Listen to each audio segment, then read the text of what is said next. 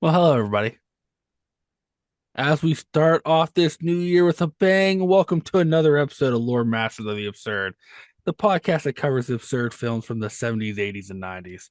As always, you got your host, Loremaster Jeff, myself, Loremaster Eli. How are you doing tonight, Jeff? I'm here. You here? Mm-hmm. How's your new year, your new year going? Good so far. Just Pretty good? in general, yeah. Oh, that's not too bad. That's not too bad. I got How me about- off. How about you? It's weird. I feel like this year, like I thought after 2022, things like, kind of like, calm down. 2023 be better, but like Mm-hmm. it's just seem weird to here, be. man. Yeah. No, like, you look at, weird stuff. Aliens are ramping up again. The government, they're like reports about that. You got them coming up with like nuclear fission and all this other nonsense, and like they're trying to reanimate deceased or million-year-old species that they're finding unthawed. Like, I just feel like it's a weird time to be alive. I think it's gonna be a good year. Like they're trying to bring woolly mammoths back. That's fine. I like elephants. Yeah, but this ain't an elephant. This is a woolly mammoth, and That's like a they have furry elephant. I mean, yeah, but what if woolly think of it like mammoths? an elephant with a coat.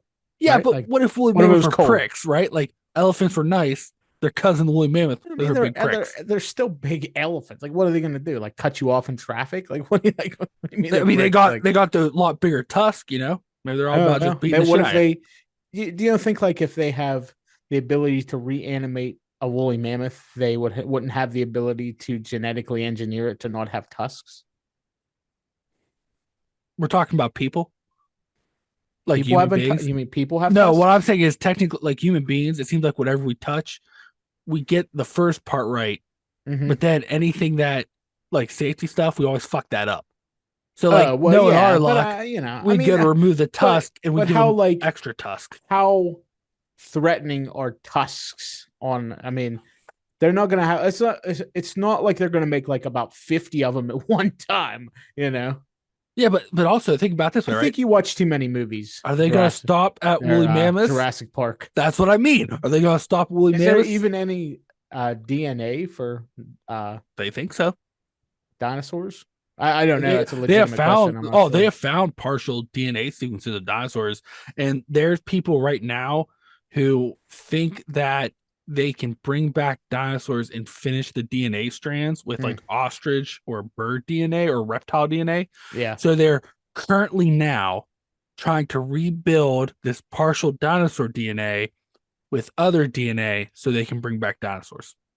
Well, Which sounds like cool. a fantastic idea. I think it's cool. Have you ever seen Jurassic Park? Yeah, that was a cool movie. I like that movie. Yeah, but First one. Do you want to be the guy? I didn't really care for the new ones. No, they're not good. But do you want to be the guy for the first one who's like taking a shit in an outhouse? Next thing you know, T-Rex comes knocks it down. You have to be really dumb. Though. That guy's pretty dumb. I mean, that's true. Like, Why would you? What's this earthquake like here? Like, what's what's all this? What's all this stomping going on? Maybe I just better go take shit. Now seems like a good time to drop a deuce. Oh well, we'll see. So like I said, this year we're supposed to start this year off with a bang, cover some action movies, some of the big action movies of the 70s, 80s, and 90s. I kind of feel after last week and what I think we're dropping the ball. I think we have chosen poorly. Yeah, I think we're starting this year. I think we should rename it to the year starting off the whimper. Yeah, because we're starting the year off with a wet fart. Because we had one banger and one banger, and then we've kind of just downhill trajectory. Which is unfortunate because a lot of these movies, there is a hype around them, and like a nostalgia. I think kind maybe of a beloved even in a lot of circles. Particularly last movie and this one were honestly, if you go by like critic scores and IMDb and stuff, they were right around the same. Like they're sitting at like 8 out of 10s for the most part, which means generally positive. Typically. So, but I don't think that particularly last week the people that rated the movie watched it. So this week we'll see. It's a little bit different, but I was thinking before we can say the movie and get a bunch of hate, which I think we're going to.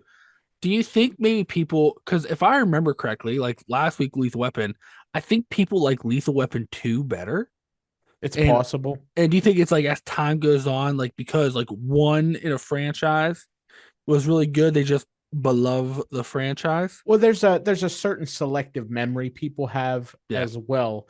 And so what happens is they'll watch a movie and then they'll talk about a movie with certain other individuals, and then the I forget what it's called, but it's basically like the way you remember things is skewed by your own personality.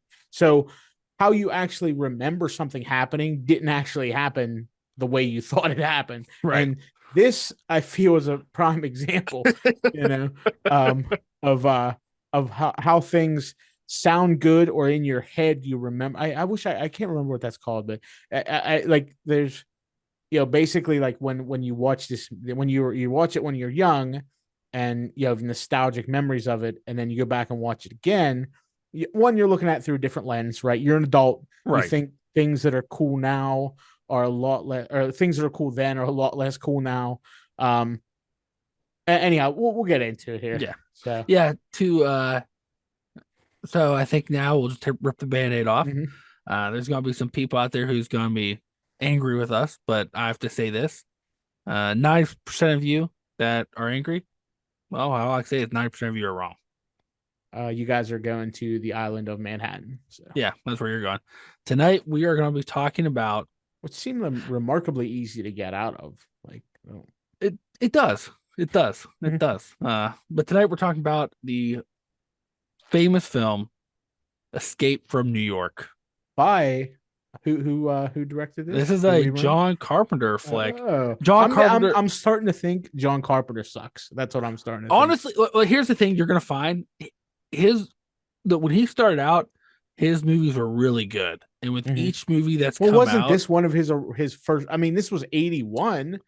this is like I think Escape from New York is his by this point his fourth film. So what? The Thing was one of his The earlier Thing, movies. Halloween, Halloween. Halloween 2, Okay. um, The Fog, Okay. So I um, think the issue with this, and once again, a certain other movie who shall not be named on this podcast, uh, is I think he tried to branch out of his comfort zone, and it doesn't.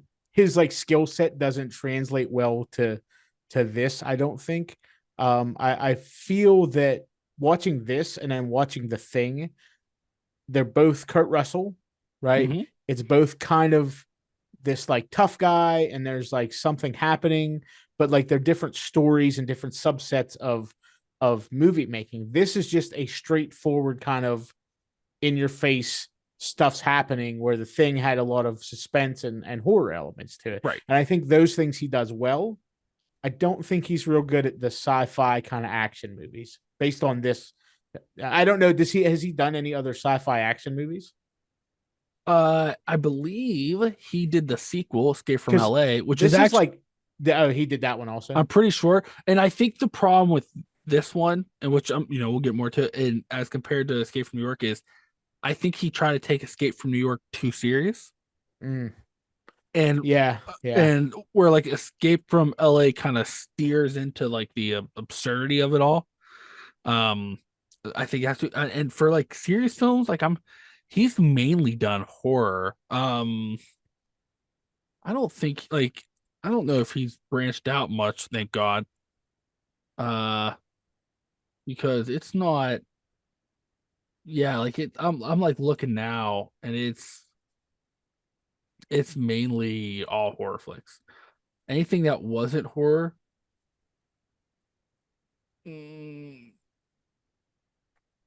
yeah, like it's all pretty much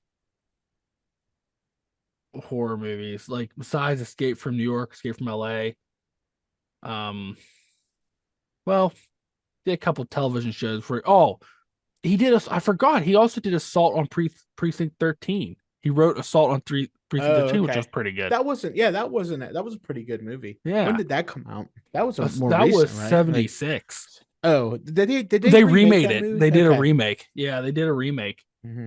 Um, Well, we yeah, probably should have done that one instead of this probably, one. Well, but once again, when's the last time you saw it? I mean, a long time ago. yeah. So, But so Escape from New York was like his ninth film. oh wow, yeah. You think he'd And have known better by then? well, you know what's also crazy, right? In the same year that he did Escape from New York, he did Halloween 2. Yeah. So he was probably preoccupied. I don't know what he was doing. But like I'm looking and like it's mainly horror movies, and the further you get up the list, the worse it gets.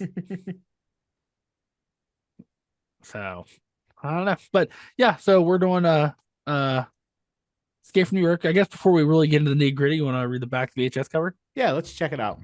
No, I don't know if you're gonna like this one. Well, I mean, All right. A chilling picture of the not too distant future from John Carpenter, who gave you The Fog and Halloween. The time is 1997. New York is a maximum security prison operated by the newly formed United States Police Force. Completely walled in and virtually escape proof, the city is a corrupt and devastated wasteland inhabited by 3 million criminals. When the president's plane crash lands there, he is taken prisoner by a gang of marauding criminals, and there is only one man who can get him out alive. Snake Plissken. Just kidding. Mm-hmm. I think it's worth noting before we get into it. This movie culturally was a pretty big deal. I mean, like the Metal Gear Solid video game franchise Based on it. is based on Snake Plissken. Was there a book for this, or was it strictly a movie script? I am pretty sure it was a movie script. Let me double check because we typically don't care about facts, but I feel like that one. This is one where I feel like we may need to dive into some facts on, Yeah. just because. So here's my notes for this. I have 4 things. Usually I have a whole list of stuff that, like, this particular movie. I don't want to say it didn't make me angry like Lethal Weapon or John Carpenter's Vampires. It was just there. And it didn't, it wasn't necessarily boring, but it was just on. Like, right. I was following what was happening, but just barely. Like, just barely I could keep up with what was actually occurring on screen. The storyline, but to answer your question, yeah, this was a script and a movie, okay, John Carter, but after the movie came out and was popular, it was turned into a novel, which was written by a gentleman named Mike McQuay, not John Carpenter. So Mike McQuay wrote the novel, and he painted out the world and built up more answers to why things were and things like that in the movie that weren't answered in the movie. Apparently, it was a popular book. Yeah, I feel that's one of my biggest complaints is it felt very hollow. Yeah. So the whole premise of the movie is in 1997, they mark off Staten Island, right? No, New York City. New York. I thought it was just Staten Island. Nope, New York City. Okay, so New York City, which I'll be honest with you, the whole time, like, they're like the sets and all that kind of stuff. I thought that's how New York looked all the time anyway. But so they mark off New York City and they just deposit all the criminals in that in the city. And they don't, there's no law in there. They can do whatever they want, and they basically just keep them in the walls. It's surrounded by water on most sides. There's the bridges, and they have a wall around it, and that's the premise of the movie. The president's plane is flying over the jail for some reason. And well, no, it's hijacked. Oh yeah, that's right, because it was some kind of terrorist group or or liberation group, that because she kept like the girl that was flying the plane They was were spouting something that I didn't really care to rewind to listen to because it didn't it was bad. The dialogue, a lot of the dialogue in this movie wasn't great. And so she wrecks the president's plane into because she was upset because it's basically a big prison, so they thought it was a human rights violation. And well, it was the whole government. She said that it was yeah, the a government's like between the corrupt police and force and the president. They were, yeah, it was like a dictatorship, and like they yeah. wanted to, Fascism, man, was yeah, they kind wanted to of put the president in the prison so the world, mm-hmm. so he could see what he created. Nonsense. Well, I guess let me ask this real quick before Mm-hmm. we get it. Was this your first time watching? I do think so. I've heard a lot about this movie, but I don't think I've ever actually watched it. Um, so it's one of those things once again. So I already had kind of an expectation maybe Mhm. build up in my head. I really like Kurt Russell as an actor. He's been in a lot of movies that I enjoyed. But yeah, I don't believe that I've ever actually watched this movie. So this would have been my first watch of the classic Escape from New York. What's weird is I was thinking about this when I rewatched it. I haven't watched this movie in a long time. Mm-hmm. I've watched it a couple times, maybe like 10, 15 years ago. I like Escape from LA. I've watched that multiple times. Um, and when we decided to do this, I couldn't really remember a lot Mm, about Escape from New York. There's yeah. just a couple of parts I remember, and then when I watched it this time, I was like, "Oh my god, I do not like Do this." you remember I don't remember the Escape from LA, like what the plot summary was. So because LA wasn't like New York, right? It wasn't, they didn't wall it off too. They weren't like, okay, well, LA's No, a like I prison think city like now or it's just like something. criminals took Just over. gangs and that Once kind of again, stuff. I haven't watched. But then the other thing, I like this was Escape from LA. I don't think I've watched maybe 7, 8 years. Mhm. And what's concerned me because I watched it a lot in like high school and in college, and what's concerned me is like I was like I know I like it better. I Or can't do I? remember a lot about the Yeah. movie, Or and do I'm I? I'm deathly afraid To now go back and watch to it go again. back and watch it after Mhm. watching this. Yeah. Like it's now I remember like the bad guy in Escape from LA is probably more iconic than the Duke The of New Duke. York. Yeah. It, Yeah. I thought was really weird about this movie is where they started kind of everything out. So Kurt Russell's character is a criminal who got arrested for robbing the national mint or something, right? he's a world renowned criminal who all criminal knows, which is weird, and he got arrested because he was trying to rob the Federal Yeah. So Reserve. yeah, yeah. Why would you rob the Federal Reserve? That doesn't make any sense. At any rate, yeah. That. First off, that struck me as odd. So everybody knows him, but like they don't have TVs and radios and like how did everybody know who this guy was when they've been living inside New York by themselves, completely isolated for the last whatever, you know? Well, I think Um, I'm sure like not like they take criminals there every day. So I I'm sure guess. like, I guess that's but the true. other, to your point, the other thing is if you're this world class criminal, why does everybody know who you are? Because now everybody's looking for you. So how can you be a world Yeah. class Well, that's criminal what if yeah, that's a good point.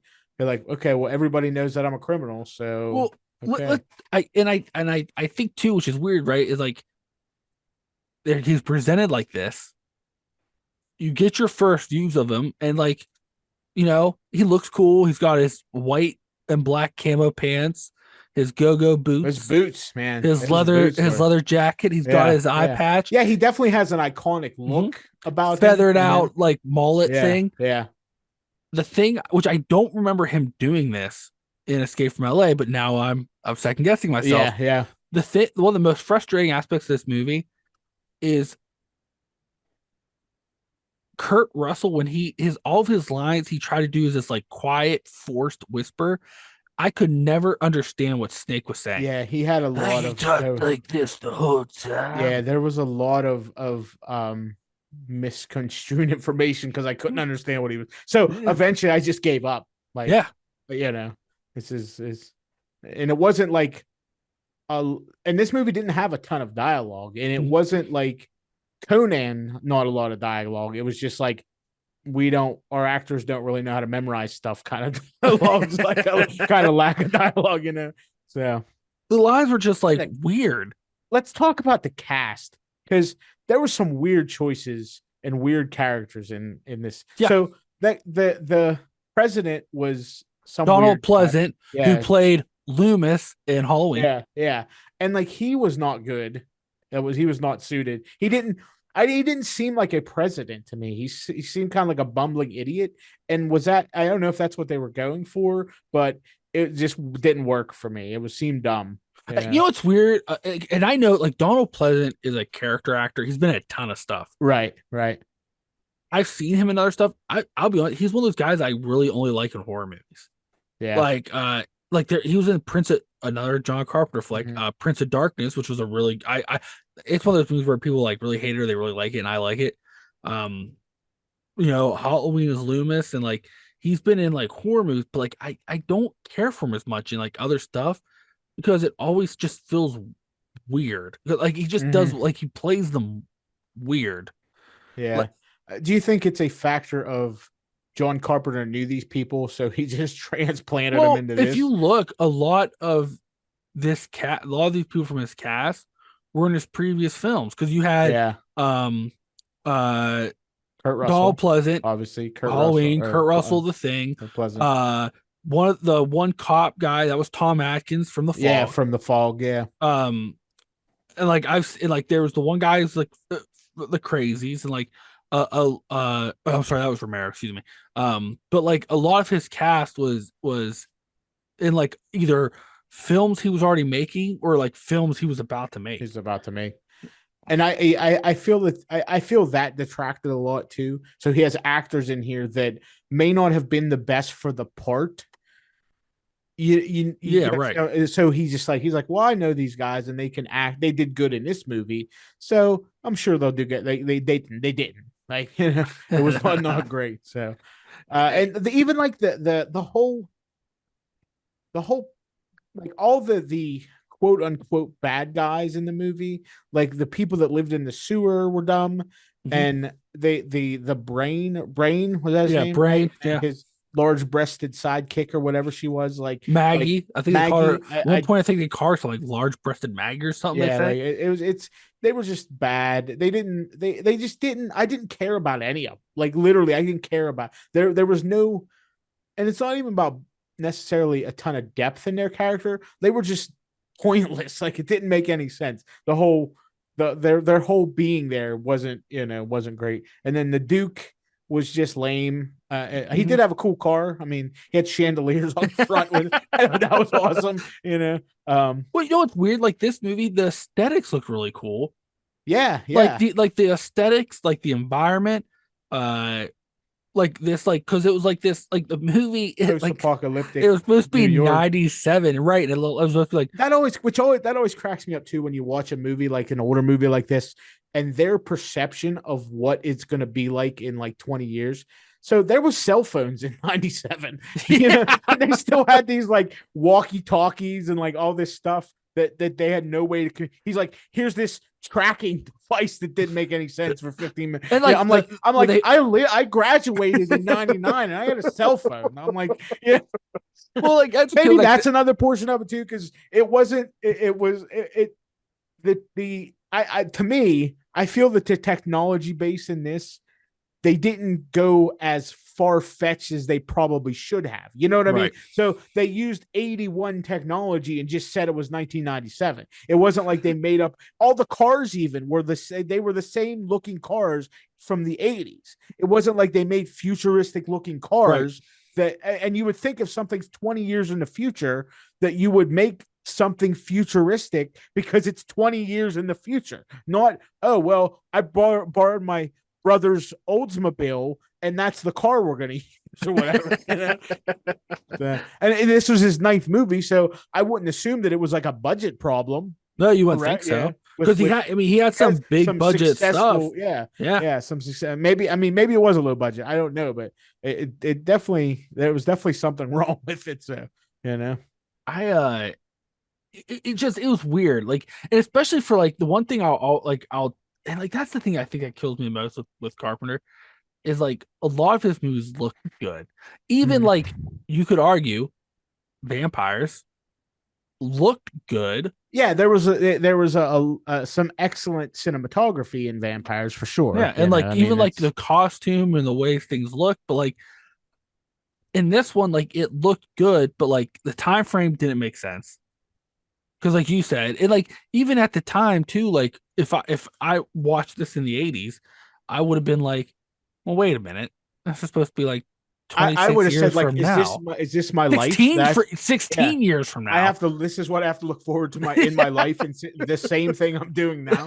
Like, And like it's just it like so like you're right like a lot of character like the cast was weird and like most of the characters didn't make sense or like seem like they mattered and like so what was with that crazy guy that was with the Duke?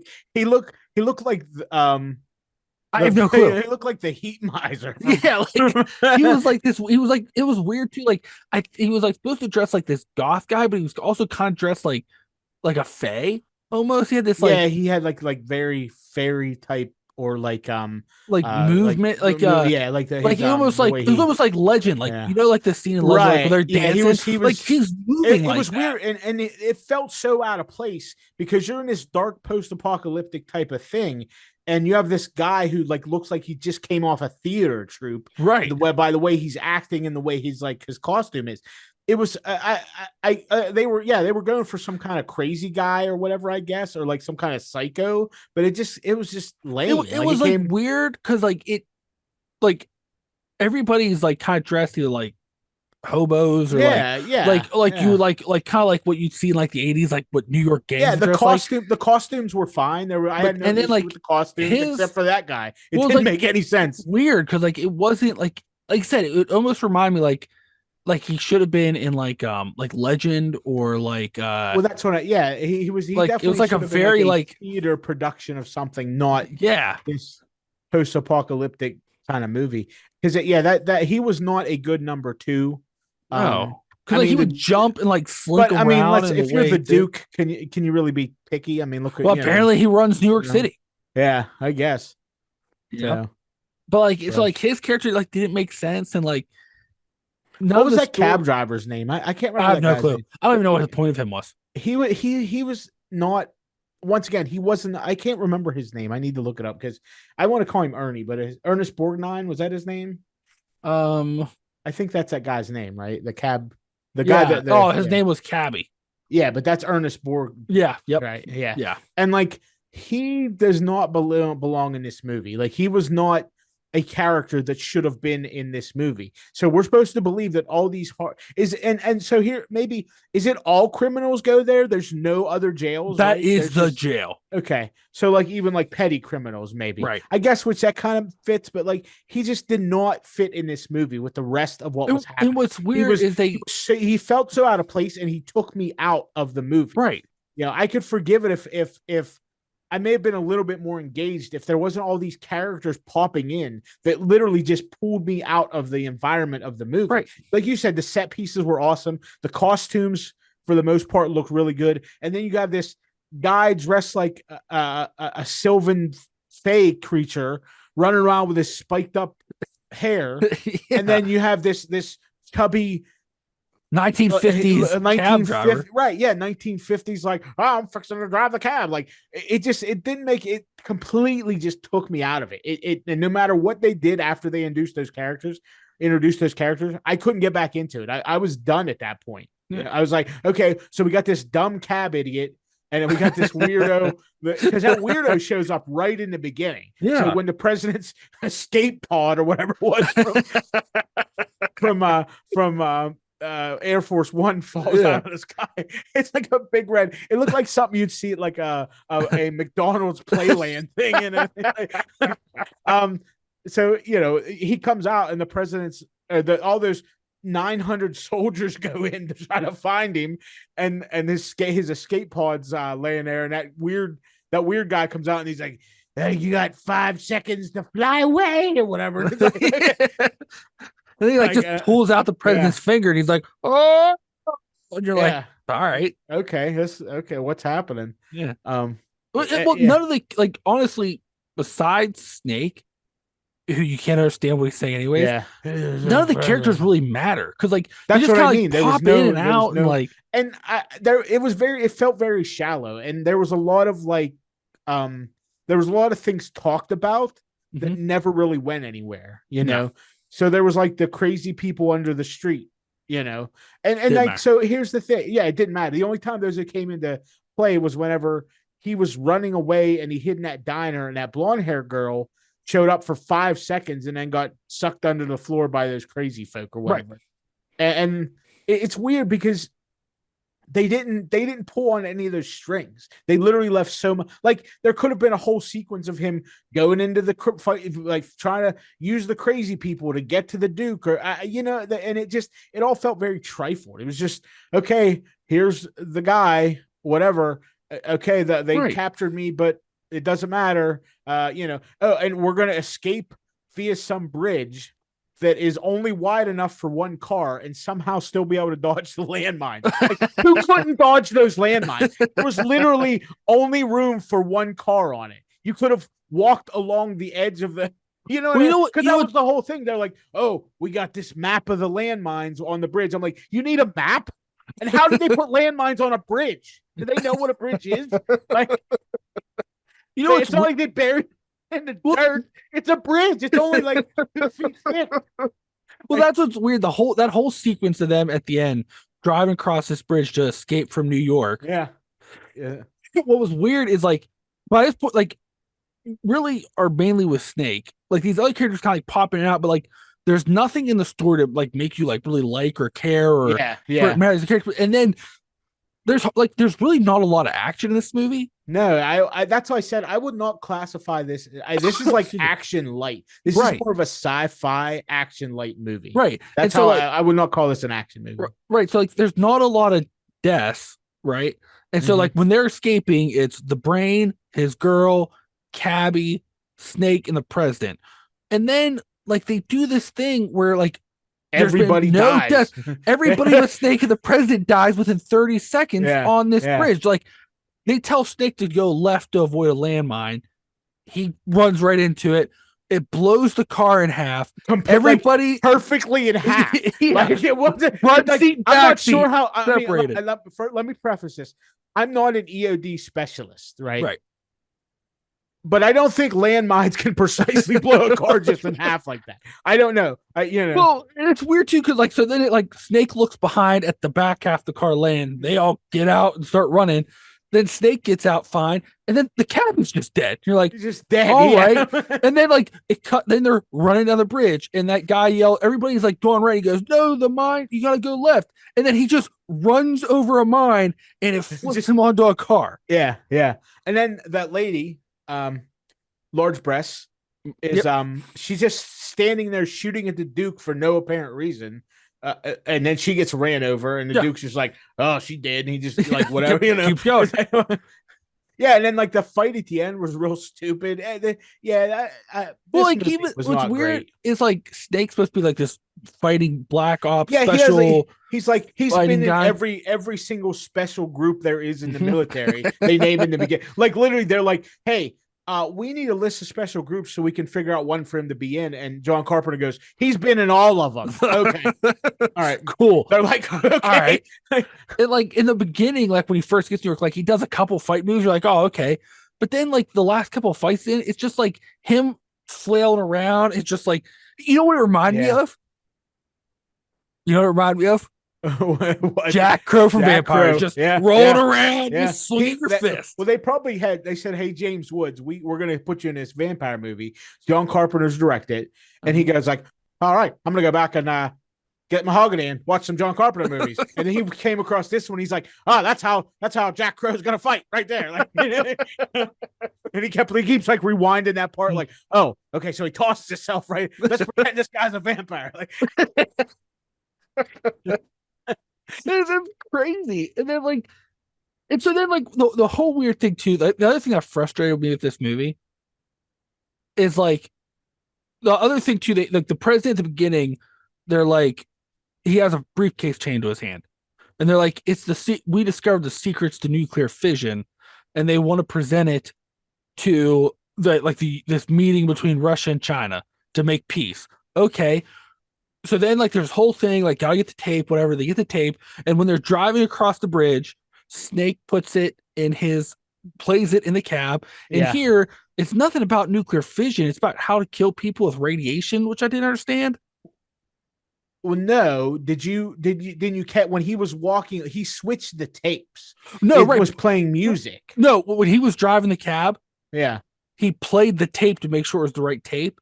And it wasn't about nuclear fission. I didn't It even was catch that part. yeah, To be honest. it was about like killing people with radiation. Yeah. So then like when they escape, they're like, "Where's the tape?"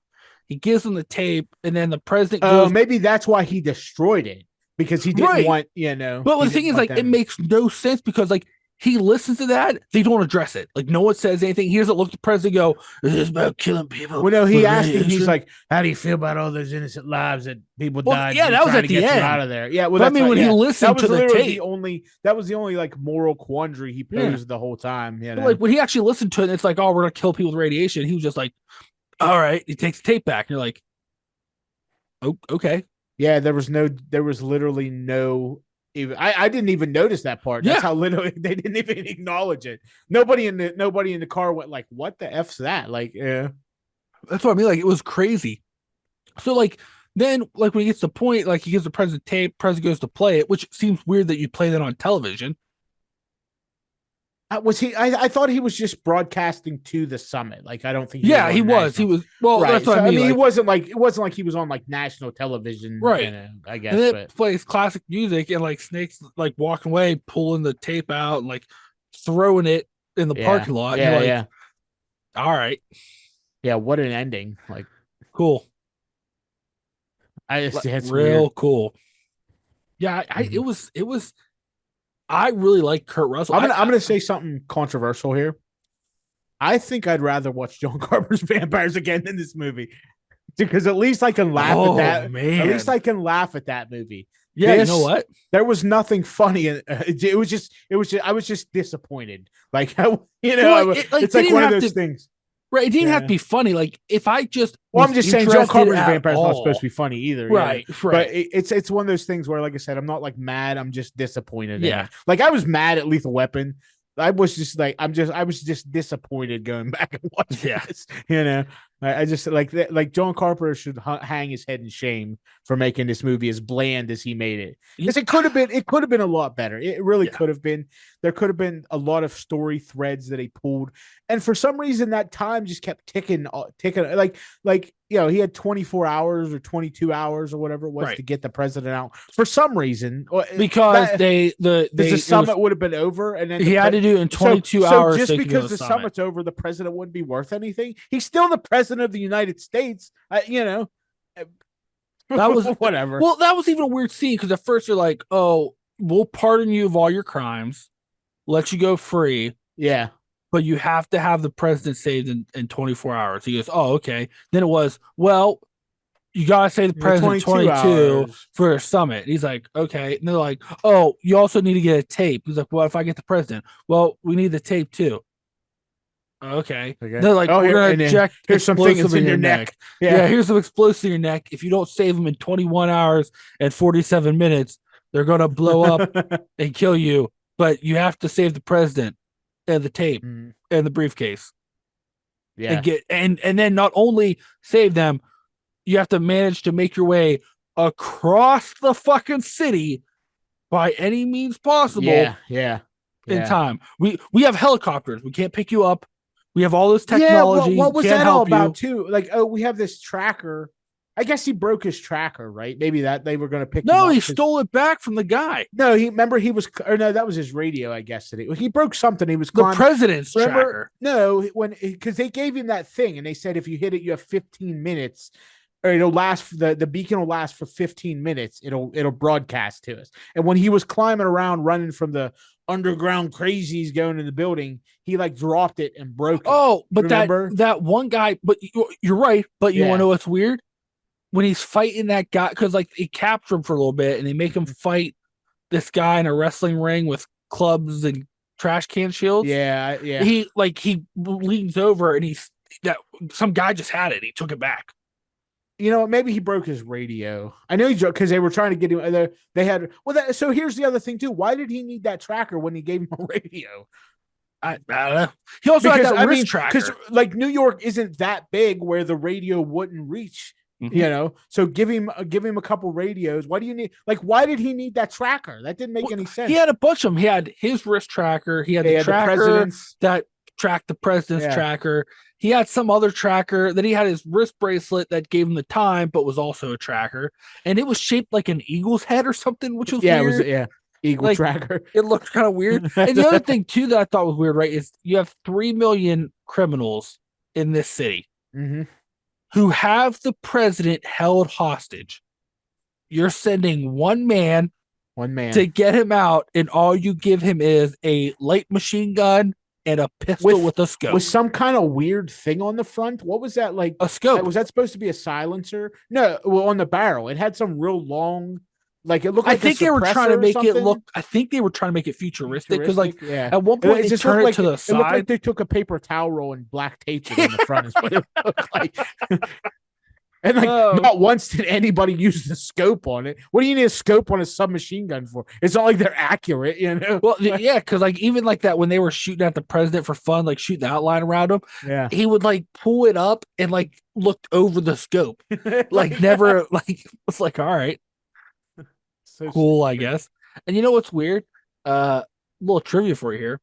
Apparently, Kurt Russell has done many an interview where he has said this is his favorite character that he has ever played.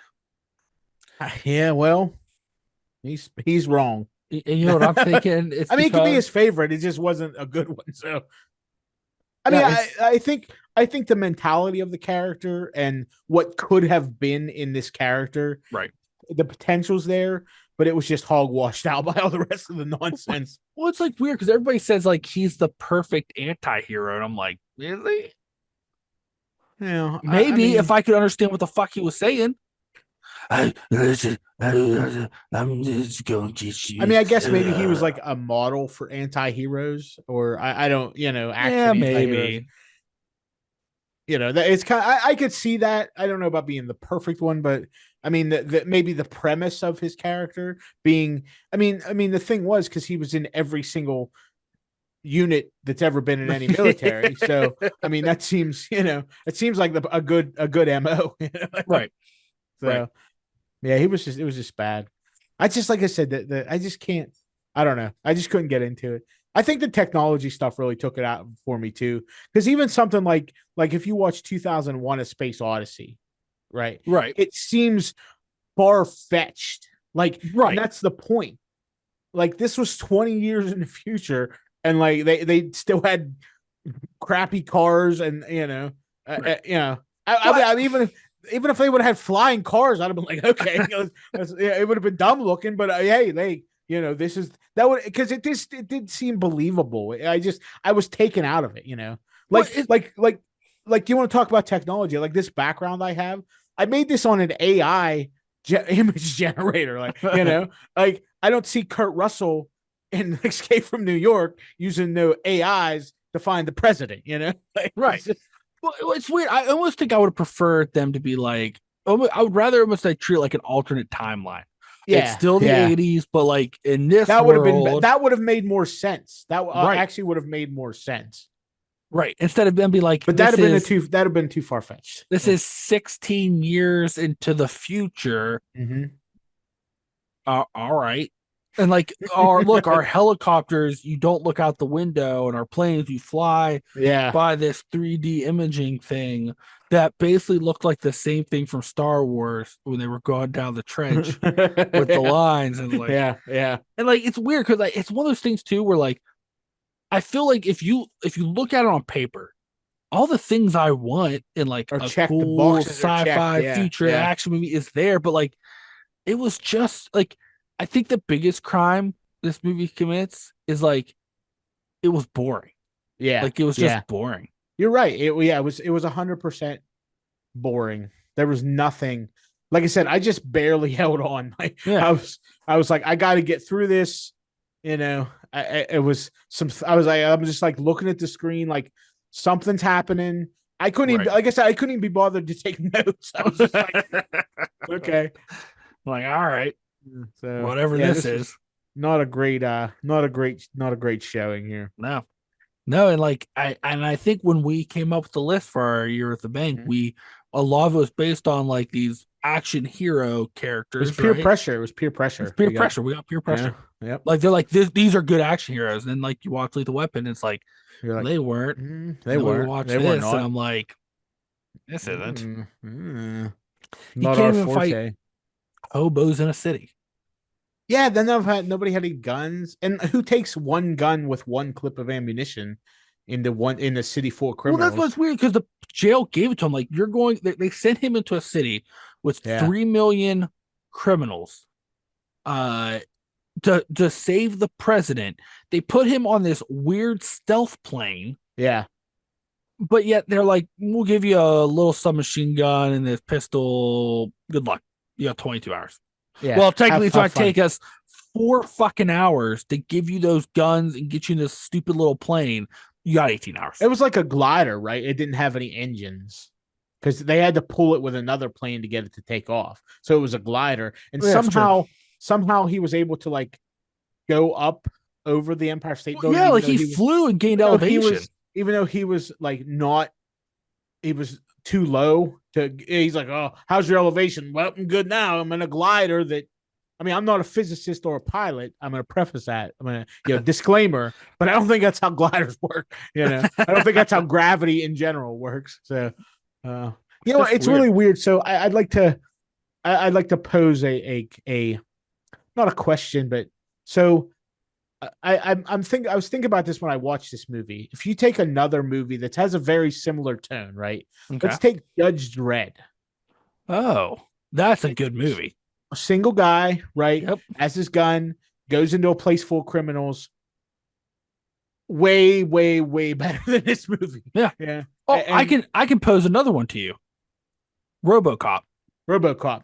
Well, I mean, he was a cyborg, though. I don't like Judge But Dredd is just a regular guy. that's true. That's kind of my point. Like, he's just this guy. He's an excellent guy. But this guy just wasn't. It was so weird. It just didn't. I don't know. It didn't bode well for the perception of this movie. So if anybody No, out there has a perception about it and they haven't watched it in a while, I'd probably go don't. back and well, if you want to hold on to your dreams, Listen, let us ruin our own yeah, dreams for yeah. you. We need to, I think we need to change our tagline. Lord Yeah. Masters of the Absurd, where movie dreams go to die. Because He died here. we're killing them left and right over It's here. I I was having a conversation with somebody the other day, and they Yeah. were like, "Oh, yeah, I was talking about the show and stuff," and they're like, "I bet you it's been really fun going back and watching those old movies." I said, "It hasn't." I said because we think, oh, you like I said, it always starts this way. We like come up Yeah. with what movie we want to do, and I'm like, we're all both like, oh man, that was so good. Remember that movie? Oh, it's so good. I watched it so long. I said, then we come back, and we're like, And we I hit wish I record never and rewatched it. we just have all of life is drained out of our faces because I wish I never rewatched it. yeah. I kind of like, but then again, like this one was weird because like I think I watched this one twice before and Mhm. I didn't remember anything. And then I'm watching, I I'm like, barely ugh. remember anything now, and I just watched it a day or two ago. So yeah, what's that tell you? Oh man, we got 2 weeks, two episodes left Mm-hmm. in our Yeah, starting a year off with a bang. we need to take a hard look at those and make sure that we're going out not only starting the year with a bang, but ending January with a bang. That's Yeah, because these last 2 weeks have been whimpers, yeah, they've been whimpers. yeah. And I know there's gonna be some nerds coming at us being like, "You just came from New York." That's fine. I mean, if people like it, they Yeah. like it. That's on you. I just, I mean, like I said, I can see the appeal of Snake's character in concept. Yes. Right? He's the ultra tough guy. He don't give an F about nothing. He's an anti-hero, right? He's a lot of people flock to anti-hero just kind of that, like, well, I'm helping, but begrudgingly and only because I have to. Whooping ass as I'm doing it. Yeah, I don't have to follow no rules and no man or whatever, I'll but punch that so baby. so I can see on paper Yeah. the premise, like you said, is really good. Like it should have been a better movie than it actually was. Or another thing, like I'm saying about like exploring things, like Demolition Man. Whenever there's like, oh, there's these underground people, and they just never that. I think that kind of stuff bothered me more than anything. Is like there was all these little seeds of things that Yeah. they just it never went anywhere. Instead, they opted for the kind of the lazy way out of, hey, he got captured and he lost 7 hours worth of time or whatever, Right. and it felt like a cop out. Like he could have had another mini adventure in that time frame, and it really wouldn't have taken up that much more screen time. It's not, No. they could have cut out, I A don't know, lot. the weird theater scene, and Yep. like there was like, they could have cut out they could have cut out the cab driver altogether. Yep. Him driving him around for like 20 Yeah, minutes, yeah. them like walking around for 20 minutes, like a lot of that could have been Mhm. cut out. Give him a And they couple could little flush out this city prison a little more, because there's Yeah.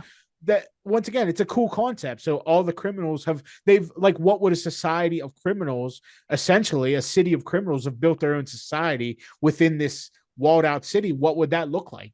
Yeah. I think that would have been a much better way to handle it, instead Or of like just like this. even why did they decide to wall off New York City of all places? Yeah, yeah. Because Well, like I that's mean, something I never. we all Yeah. know why. Yeah. I mean, don't, yeah. Have But like, you been to New York? I've not. Yeah, no, it's Not New not York that City. bad. Oh, so like you're saying, like if I go there, I'm not gonna like just have some weird cab driver run up to me, and then there's I some guy who's like spike hair doing weird dances. I didn't Like, say that. I mean, oh but god, it's crazy. So I guess like if we look at the other action heroes we've talked about so far this month, so mhm, you got Matrix from Commando, right? mhm. Uh, you got Dan Glover and Mel Gibson. Mhm. Then you got Snake Plissken. You put them in one room, only one can walk out. Who's I don't winning? even. That's not. That's. I'm not even going to dignify that. It's got to be. Well, it has to be either Snake or the Danny Glover and Mel Gibson, right? Because Matrix would just punch the wall down and go out. Like, He looked he doesn't, like, you're not like, in it. yeah, like you're gonna capture him in a room. Mhm. Come on, that. And so once again, here's another thing. Yeah, we talked about this with Lethal Weapon. I think this would have been a much different movie with a different star, as at the helm.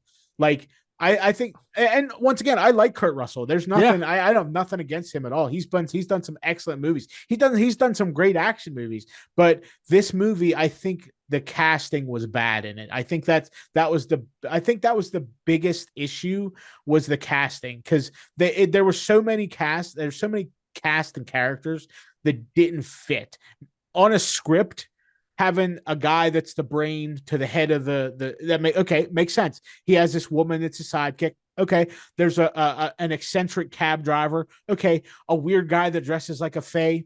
Maybe not, but he would like. But I bet he was like, okay, this is a psychopathic, like secondhand man or what, like that was probably his deal. He was supposed to be like this crazy, because he kept going like, whatever. Yeah. So I think he was supposed to be like this psychopathic, So let's recast this a bit. So let's put Sylvester Stallone as Snake Plissken, right? Okay. Which, all right. I mean, there's certain movies that he's basically this character. Yeah, right. Let's take. You can just get rid of the cab driver. Doesn't matter. Yeah. Let's put Steve Buscemi as Brain. Oh, okay. Okay. Let's put Arnold Schwarzenegger as the crazy second in command. Oh, right? Okay. Right? Okay. Let's put. You can do Lawrence Fishburne or what I don't know the guys as the Duke, right? Okay. Because like that's the thing, and the Duke he didn't even have many lines, and he wasn't a commanding presence for somebody who's supposed to be able to take over all the criminals in this city. No, who cared about it? He like literally didn't even apply. Like he was a non-presence in any scene he was in. He was a non-presence. Like you didn't feel threatened by him. And what are you supposed to be scared of? His crazy guy wearing tights with spiked up hair. Well, what's weird too is that guy. like that guy, that the crazy number two, like almost kind of reminds me of like a Batman villain, like somebody who's like, oh, he was from a Yeah, circus or yeah, something. yeah, And yeah, like maybe that would even made more sense if like just someone threw a line like, oh, he like murdered people in his circus troops, how he got here. Then I'd be yeah, like, yeah. oh, okay, this makes sense why he's this way. Yeah, that once again, the characters in this movie just destroyed it. They didn't scratch the surface on any of them. Nothing. They were only and even their lines, like their dialogue was just, it was like, who cares? Like, I don't even know what you're saying because none of it makes any sense, Yeah. and nobody cares about it. So Especially Snake Plissken. He literally like he yeah, talked and it sounded like a whisper. yeah. Like he was whispering through his butthole. Okay, Like, so here's another alternative movie theory for you. okay. What if Kurt Russell played Jack from Big Trouble in Little China as Snake Plissken? I loved him as Oh, Big Trouble in Little China. yeah. I loved that movie, and his character was fantastic because he's kind of the anti-hero in that movie. Like, he would have been that would have been the perfect character for Right. this movie. He was very charismatic. He still didn't give an F. He was reluctant to do things. It's just Right. like, yeah, this movie was ruined by the Well, like cast. it's just weird because like my thing with it, like, and I don't know if because I mean, for the time I would say this would have been a really bold choice.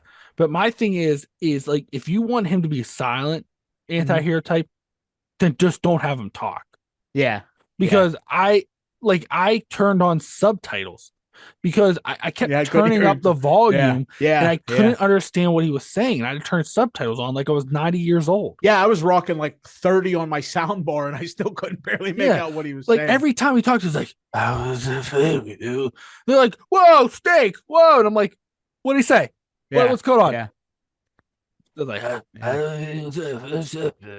it's like, all right, All right, shut up. okay. Just And once again, like, so I, it's not even one of those things where it's like, oh, you don't have to have the story written out for you to enjoy it. No, but also like if plot relies on things people are saying and I exactly. can't Yeah, understand what yeah, they're saying, like, okay, what's the point then? yeah. I don't need him to monologue everything that's happening, but No. I'd like to at least know something that's happening. You Yeah. know, because like that's I guess, are they trying to like leave it to your imagination? So, but then they take, the thing is about that. So like they take and they mention something inadvertently or in passing that seems like it may be important or a plot point, and then it's not. Right. Like, and they did that throughout the whole movie. Everything in the movie was derivative because it didn't matter. They just Right. kept mentioning little things, and you're like, okay, that's the direction it's going to go. Nope, we're going to go to Boring Town. We're taking a Right. left at that street with all those people with baseball bats or Yeah. whatever. That was stupid. They're like, we don't go down Broadway. It's like, okay, why not? We don't know, but we don't do it. So they go down Broadway, and there's 100 people with baseball bats that can't stop one car that's going 5 miles an hour. That scene, I was like, what? I was like, this makes no sense because they're like It was banging. so And bad. like Like, one guy jumps on the hood and like they're yeah, still just going 5 miles an hour. I'm like, why wouldn't you punch go it? faster. Go faster. Hit the gas pedal. You Yeah. know? And they're like waving their guns at them, but they're not shooting at them until like Snake finally gets mad and shoots somebody. And then the brain looks at Maggie and he was like, and then she shoots somebody. I'm like, what? Yeah, that was a bad Like, what are we scene. doing? Or I Like, guess they were trying to get crosstown traffic, right? They were trying to cut off yeah. but they ended up not getting there at the exact same time anyway, because they had to fight off the 700 guys with sticks or whatever. Okay. It just didn't make like none of it makes sense. And then like they say we cut them off, they have no supplies, but yet they have gasoline to like drive cars, and the cabbie keeps Molotov cocktails in his cab so he Yeah. can throw at people. Yeah. And I'm like, Somebody's getting some supplies. he's like, they make good gas uptown. You're like, Well, here's the thing. How would they eat? Like, yeah, you have 3 million people, but you're not giving them supplies. So they would all be dead because they don't have any food. there's no farmland. It's New York City. Yeah. It's a literal city walled in. They would all die. That doesn't make any sense. Yeah. And I thought too. So here's another thing. I thought like they didn't want to go on Broadway or whatever because they were cannibals because they show that one head on a pike, Yeah. So I was like, oh, these guys are going to be vicious, or like, no, there's just a bunch of guys with sticks. And they're just like hitting the side of the car, Yeah, like yeah. ding, ding, ding, ding, You ding. know what it reminded me of? You remember? Do you watch Shaun of the Dead? Yeah. You know that scene where that lady zombie was in the backyard and they're playing that song like hitting him? That's what it reminded me of. They're running around circles. Yeah, they're hitting that lady that's a zombie with that sticks. They're like, ooh, like to the tune of the music. Like that's speaking of soundtrack, it was non-existent in this. No. There was no. There was a couple times There was wasn't like, even. and then like, Yeah, there wasn't even no smooth jazz when the combat scenes nope, kicked up. Like, no, there was no saxophone in this one, yeah. which I was disappointed. Yeah, wait 2 weeks in a row with hardcore sax. I know music. hardcore sax music. Yeah, Not this time. not today, Snake. Nope. John Carpenter's like, I hate saxophones. They're not for me. I hate them. Hate them. Yeah, that's a weird choice too. Music can. And the sound in this movie was bad. The gunfire sounded bad.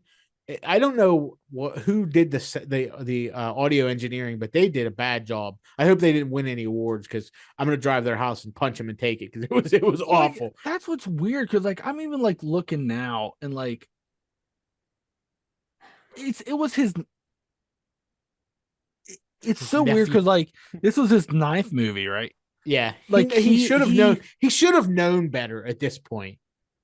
He had some like banger. A lot of his movies were good, but I mean, then again, what number was John Carpenter's Vampires? I mean, how many movies? Like probably like 20, 25. 20, he definitely should have known better by then. Also, they made this movie for $6 million. Is that a lot? I don't even. I have no at the time. Money. Seemed like a lot. Yeah, it would. But that year that it came out, the gross U.S. and Canada box office was 25 million. Wow. So they made its money back. I feel like that's not a lot of money for a movie though. I'm not sure about. You figure like 6 million. I mean, I know it was 81, so it was production in the 80 or in 79 or whatever. But I still don't think that's a lot of money. I don't feel that, and I think that showed. I think. Well, look up The Thing and see how much it was made for. Does it have like a? Let me look.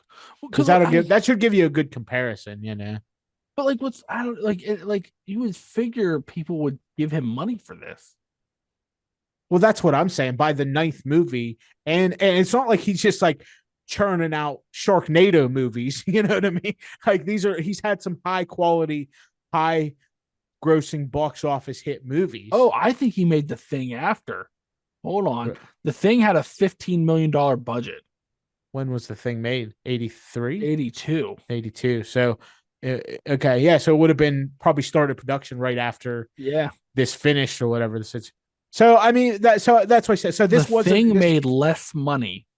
Oh my gosh, really? That Thing was made for 15 million. Yeah. The US gross was 19 million. Wow. People in 1982 had no taste. No, that's crazy to me. So I mean, so like I said, I do think this was a lower budget movie. So, in all fairness, but they still could have hired a student to do the audio better than what they did, because the sound effects were bad. The guns sounded like cap guns. It was bad. Like this is crazy to me because like, let's see, he did a couple shorts.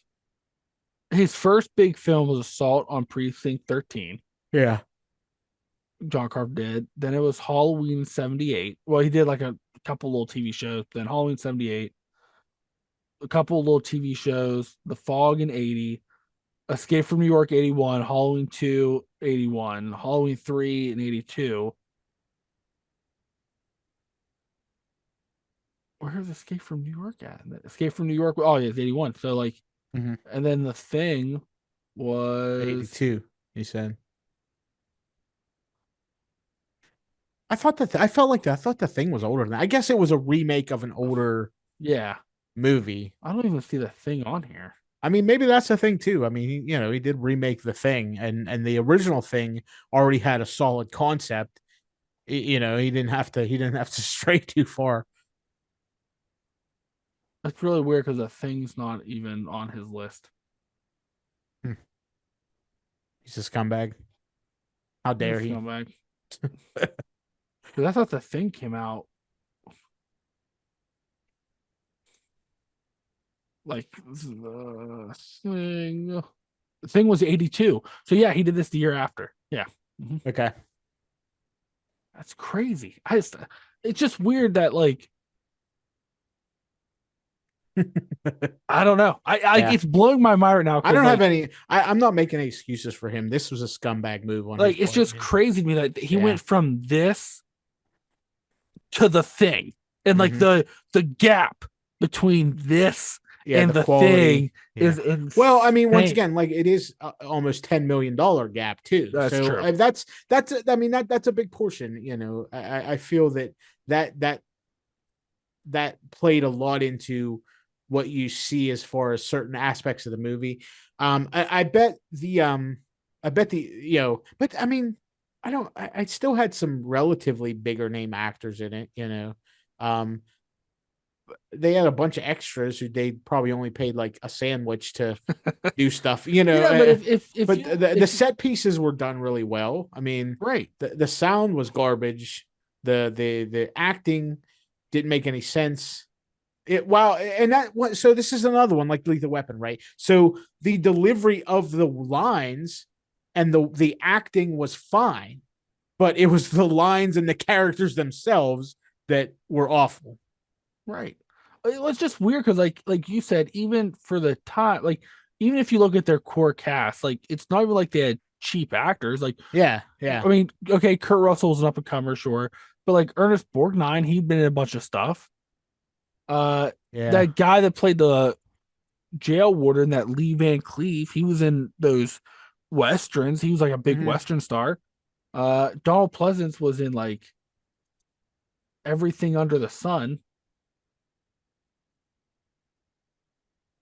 Uh, like at this point, he'd been in with besides Hall. I mean, he'd done Halloween, which was a big Yeah. thing. Um, you know what? Take that back by Donald Pleasance. Halloween was probably It's only yeah. uh he did a bunch of movies and TV movies before Halloween. Yeah, all right, Yeah. fair Well, enough. Fair enough. he's not great. Whoa. But I'm not giving it a pass because it's low budget. Because once Right. again, he should have known better. Well, I mean, He look, should have there's tried to other get low better, budget more money. movies out there Yeah, that, yeah. and like my thing too, right? Like you're okay. This is that like okay, they took over a whole city. All right, that doesn't mean I need to see the whole city. So like we didn't have to go up Broadway or drive around and watch the cabbie throw Hmm. Molotov cocktails at people, and then go to some Yeah. weird warehouse, and then we're going here and we're going there. Like I'd rather been like, oh, we're only like two or three places, but like they Make look those good. places good and make them make Yeah, sense. Yeah, that this suffers from kind of that wandering action hero syndrome, right, where I got to get on my helicopter and go to 15 different islands, and I got to this country, and I right. mean it's the same deal just in New York. They didn't. Well, I like I don't. There was some weird stuff to like that whole theater scene was dumb. Yeah, like I don't know, Didn't make like any that's the sense. only So point of I that get whole it scene was because to meet the cabbie. the president was in the basement there. Remember, he went down into the basement from the theater, and the president went. Well, the tracker was down there. That guy had it on his wrist. That would look Oh, like that's right. Yeah, I don't know yeah, what yeah. he was doing to the other guy or whatever, but Eating I him. didn't. Was he eating him? I don't That's know. what Snake said. He But goes, he's eating him, but it's uh, not the president. You're like, okay, oh, all right. all right. So, but that's why he went in the theater. But like that, they just as easily could have had him or had that tracker been. I keep going back to it, but they completely they drastically underutilized the fact that there were crazy people in the sewers. Like there could Right, have been a whole like that could have been a whole thing like, oh, he has to go fight a bunch of crazy people and he finds out it's not the president. Like that would have, like that right. would have been much better than he finds Ernest Borgnine hanging out in the theater and then the president's watches on some homeless guy who whatever. It was just weird. Yeah, This is dumb. it was and the other thing too that it almost kind of reminded me of Lethal Weapon. This movie isn't like an hour and 36 minutes long, Mhm. and it felt like it felt like I sat there for Yeah, 4 hours yeah, it was long. for nothing It to felt happen. long. Yeah, Yeah, yeah. There was a whole lot of nothing going on. Just a whole lot of like inconsequential dialogue, basically. I feel Yeah. like the only way you could have saved this movie at this point is you have two characters, right?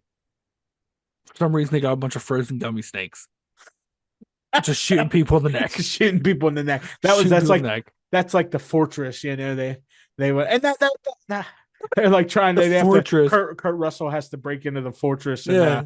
Salsa Duke. The Duke and that crazy guy's up there shooting people with frozen gummy snakes. They said, "Call me Salsa Duke." Yeah, call me Salsa Duke. Call me Salsa Duke. Salsa Duke. He almost pulls fucking salsa chip out of his like pocket. Oh, there's a new bad guy, Salsa Dune. Salsa Dune. Ooh, man, Oh my god. Yeah, it could be worse than this. It could be worse. Couldn't. Like I said, this honestly, this has me rethinking JC's Vampires a little bit. I don't, I thought that was always going to be the bottom of the barrel. I did for too. us, I did too. But you're moving it up. We're getting there. Oh well, not yet. I'm still on the fence about it. I say that until I go back and watch it, and then I'm like, I've made a mistake. Yeah. So what are you saying? You're going to rewatch? Didn't have a $6 million budget, and it should have been way better than it was. Are you going to rewatch Vampires now? No, I'm bluffing. You call my bluff. I'm like, you got to watch if you're going to say that. That's not going to happen. Yeah. Oh my god. Well, hey Jeff, would you recommend this movie for anybody to watch? No, nope. No. If you have nostalgia about it, hold on to your nostalgia. Your nostalgia. Your nostalgia. If you're one of the people that really like this movie, good for you. Mm-hmm. I do not. You may want to watch John Carpenter's Vampires if you really like this movie. So you probably have the collector edition of this right next to the John Carpenter's Vampires on your shelf. But I would not recommend anybody watch this movie. Read the story synopsis and let your imagination take you away, because this is definitely a case where the real thing is not as good as advertised. So. Yeah, I would definitely say if you like you said, if you like it, you do that. If you're like, man, I watched that movie when I was a kid and liked it, hang on to that thought. Don't ever rewatch it. Just hang on to it. Lock it up. Listen, that's yours. Lock it in your heart box. And keep that moment special. Keep it with you for all time. Keep that moment special. Yep. And if you're sitting there thinking, hey, I've never seen it and I kind of want to watch it, you can't blame us if you do. Yeah, you made that choice. If you watch it, this is on you. Yeah. If you're looking for a movie along these lines, there's much better options. So yeah, don't blame us. We didn't force you to do this, and I won't take blame for it. Yeah, I refuse.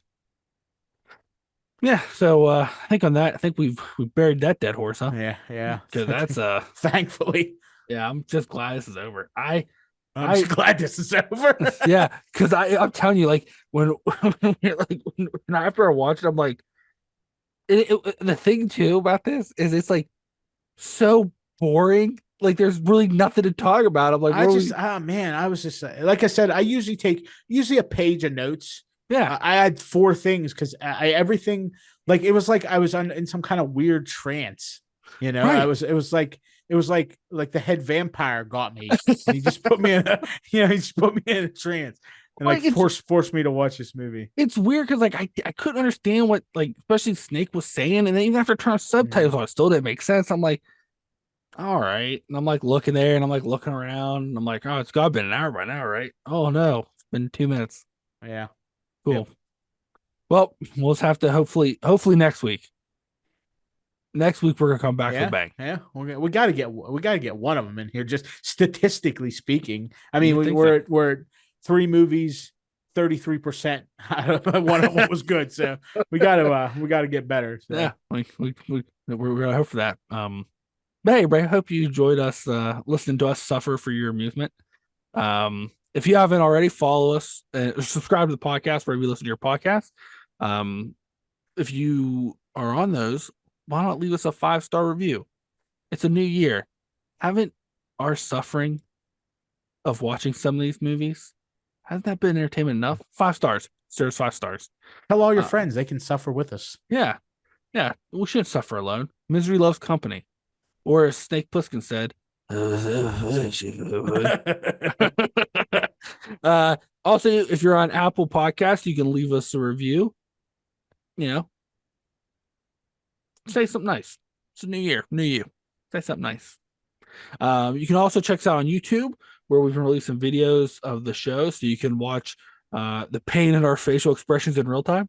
You can also check us out on Facebook and check us out on Instagram at Loremasters of the Absurd.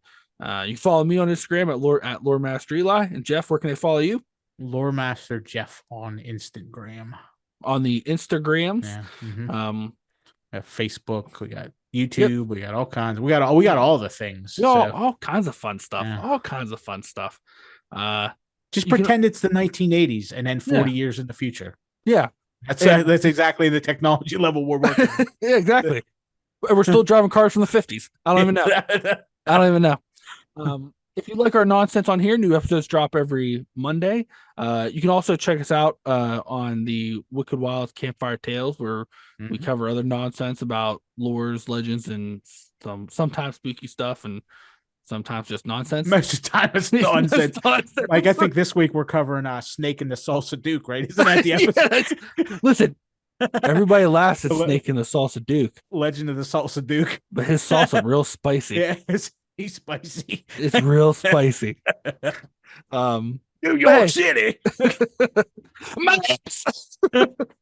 He carries 2 salsa shakers on his side. He's like, whip. So you can cool your lips down with a frozen gummy steak. That's why I never leave home without one. Well, yeah, a lot of uses for a frozen gummy snake. You know what I mean? I'm gonna write a book, 101 uses for a frozen gummy snake. Yeah, and then the sequel will be 102 more uses for a frozen. We're always gonna keep it at 101 or 102. Yeah. Yeah.